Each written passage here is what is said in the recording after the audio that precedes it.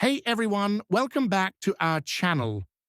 In today's tutorial, I'll show you how to change a user account type in Windows 11, whether you want to give someone admin rights or restrict access.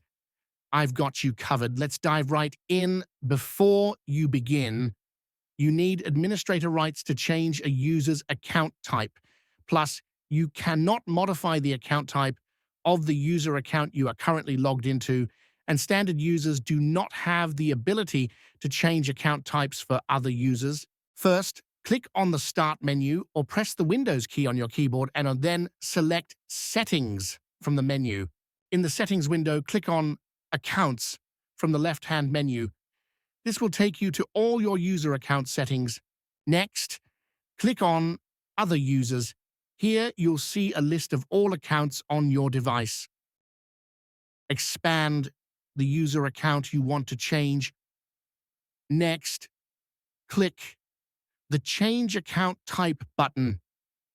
Finally, select the account type from the drop-down menu, then click the OK button. You've now successfully changed the user account type. The changes will take effect immediately, and that's it.